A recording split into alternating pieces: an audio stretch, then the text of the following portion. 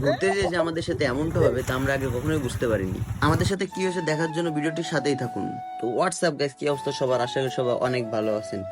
গত 4-5 দিন ধরে আমাদের যশোর শহরে প্রচুর বৃষ্টি, যে কারণে আমরা ঘর থেকে বের হতে পারছিলাম না। আজকে বৃষ্টিটা একটু কমেছে, সেই কারণে আমরা যাচ্ছিলাম পাশের এলাকায় মাছ ধরা দেখতে। আমরা যেতে যেতে দেখতে পাই যে রাস্তার দুই সাইড দিয়ে প্রচুর পরিমাণে লোক ছিপ নিয়ে বসে আছে এবং তারা মাছ ধরছে। এদিকে একটা লোক চায়না জাল পেতেছিল, এই যে চায়না জালের মাছ এগুলো। এবং দেখতে পাচ্ছেন আপনারা দুপুর রোদের বেলা ঠাটা রোদের ভিতর তারা ছিপ নিয়ে বসে আছে, কিন্তু একজনও মাছ পাচ্ছে না যদিও। তো সামনে একটা ক্যাফে আছে, আমরা এই যে চলে আসলাম সেই ক্যাফের ভিতরে। জায়গাটা আসলে খুব সুন্দর, জায়গাটা আবার নতুন করে রিপেয়ার করতেছে, কিছুদিনের ভিতরে আবার ক্যাফেটা চালু হয়ে যাবে।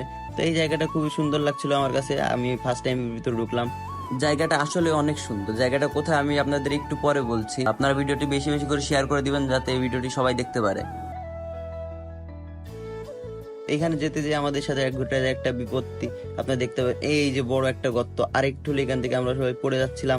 তো যাই হোক, আপনারা দেখতে পাচ্ছেন রাস্তার উপর দিয়ে জল উঠে গেছে, কি পরিমাণে জল তেল আপনারা বুঝতেই পারছেন।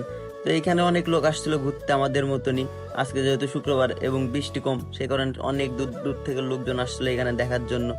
আপনারা অনেকেই ভাবছেন এই জায়গায় কিভাবে আসবেন। এখানে আসতে গেলে আপনাদের সর্বপ্রথম যশোর চাষড়ার মোড় আসতে হবে। চাষড়ার মোড় থেকে একটা ইজি বাইকে করে আসতে হবে কালাবাগা।